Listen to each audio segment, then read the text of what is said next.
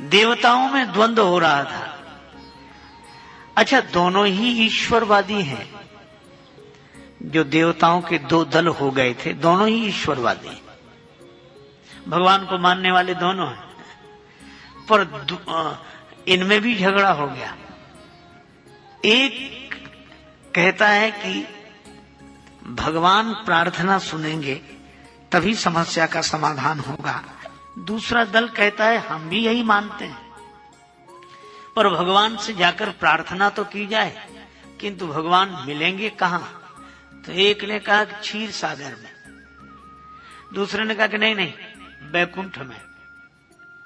पुर बैकुंठ जान कहे कोऊ, और कोऊ कहे पयनिधि बस प्रभु सो। कुछ लोग कहते हैं कि भगवान क्षीर सागर में वहीं चले, कुछ लोग कहते हैं भगवान बैकुंठ में वहीं चले। अब दोनों दल अपने अपने पक्ष पर अडिग हैं। अच्छा, दोनों अपने अपने पक्ष में तर्क देते हैं, तो तर्क देने में वचन की नहीं, वचनों की जरूरत पड़ती है, प्रवचनों की जरूरत पड़ती है कि हमारा पक्ष ठीक है। तो दूसरा भी अपने पक्ष में तर्क दे रहा है कि हमारे भी वचन ठीक है। एक ने कहा कि बैकुंठ में क्यों नहीं मिलेंगे, बैकुंठ तो उनका घर है। तो दूसरे दल ने कहा कि क्षीर सागर में क्यों नहीं मिलेंगे, समुद्र से तो लक्ष्मी जी का जन्म हुआ है और वे लक्ष्मीपति हैं, तो ससुराल में मिलने की ज्यादा संभावना है, वहीं मिलेंगे। अब एक दल हो तो दल, और दो दल हो तो दल दल, और दल दल से निकलना बहुत मुश्किल है। इन दलों की दलदल से निकलना बहुत मुश्किल है। और एक बात बड़ी सार्थक है, भगवान की प्राप्ति किसी दल से, किसी दल में नहीं होती, दिल से होती है, और दिल में ही होती है। अब यहां भी सभी बोले जा रहे हैं, पर शंकर भगवान वहां उपस्थित हैं। और शंकर भगवान कौन? त्रैलोक्य के गुरु हैं भगवान शंकर, साक्षात सदगुरु भगवान हैं शिव।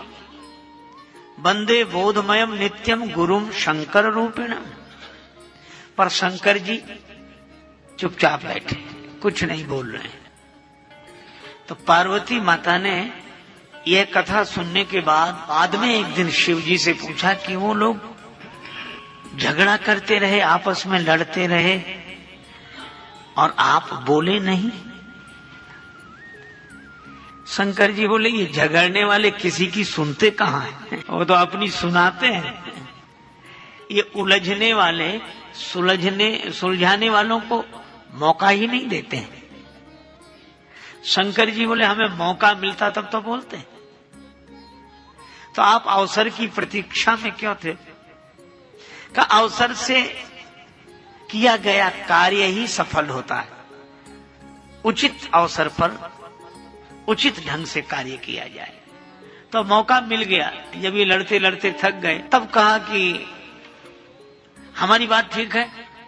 तो एक ने कहा शंकर जी से पूछ लो, तो दूसरे ने कहा कि शंकर जी की बात तो हम भी मानेंगे, पूछ लो। और दोनों दल राजी हो गए।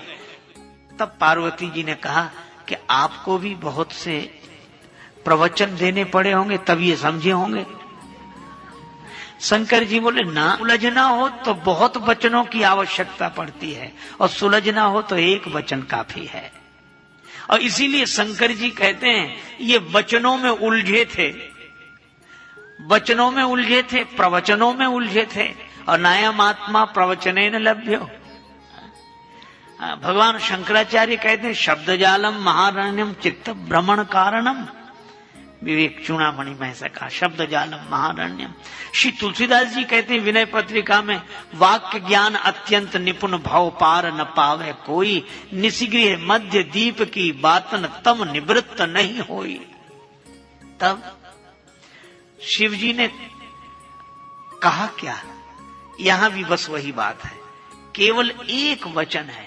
शंकर जी कहते हैं मैंने वचन एक कहे हूं, एक वचन कहा, एक वाक्य कहा, क्योंकि सदगुरु के तो वचन की ही महिमा है। सदगुरु वैद्य वचन, जैसे नारद वचन अन्यथा नहीं, हिमांचल राज ने कहा और गौरी माता ने भी कहा नारद वचन सदा सुचि साचा। तो जहां जहां सदगुरु वहां वहां वचन। तो क्या वचन से कल्याण हो सकता है? हो सकता है, पर सदगुरु वैद्य वचन विश्वासा। अच्छा, सदगुरु का वचन ऐसा होता है वो निर्विवाद है, निर्विरोध है, और सदगुरु का वचन सत्य नहीं परम सत्य है, विश्वास हो। अच्छा, सदगुरु का वचन होता ही ऐसा है कि जहां सारी विरोधी धाराएं सहज समाहित हो जाएं।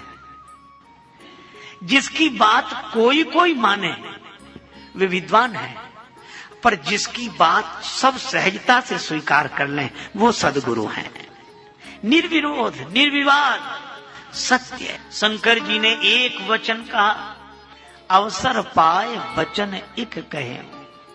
शंकर भगवान केवल एक वाक्य कहते हैं। वे यह नहीं कहते हैं कि हम वो क्षीर सागर में हैं, वे यह भी नहीं कहते हैं कि वो बैकुंठ में है। अच्छा, एक अद्भुत बात है, जो बैकुंठ में सिद्ध करेंगे उन्हें भी तर्क जुटाने पड़ेंगे, जो क्षीर सागर में सिद्ध करना पड़े करेंगे उन्हें भी तर्क जुटाने पड़ेंगे। और राम अतर्क बुद्धि मन बानी, वे तर्कातीत हैं। तो सदगुरु स्वरूप भगवान शंकर ने जो वाक्य कहा उसमें किसी तर्क की जरूरत नहीं। शंकर जी क्या बोले? हरि व्यापक, वे व्याप्त है, सर्वत्र व्याप्त है। अब ये लोग चौंके, तब तो झगड़ा खत्म ही हो गया। तो बैकुंठ वाले बोले नहीं, ये तो हम भी मानते हैं कि वो व्यापक है, पर बैकुंठ में जरा ज्यादा है। क्षीर सागर वाले बोले ये तो हम भी कहते हैं कि सब जगह व्याप्त है, पर क्षीर सागर में जरा ज्यादा है। शंकर जी बोले सर्वत्र समाना, न बैकुंठ में कम, न क्षीर सागर में ज्यादा, न क्षीर सागर में कम, न बैकुंठ में ज्यादा। जितने वहां उतने यहां, सर्वत्र समाना। और जब यह सदगुरु वचन का प्रकाश हृदय में हो जाए तब विवाद कहां रहा। सले जाहि जिम संशय भ्रम समुदाय। संशय चला गया, भ्रम चला गया, सदगुरु मिलने से झगड़ा खत्म हो गया। अच्छा, यह तो हम समझ गए कि चलो सर्वत्र समान हैं और व्याप्त हैं, तो इससे क्या समस्या का समाधान हो गया? शंकर जी बोले ज्ञान की बात सुनी है, हरि व्यापक सर्वत्र समाना। हाँ, अब विज्ञान की बात भी सुन लो। महाराज, ये ज्ञान विज्ञान में क्या अंतर है?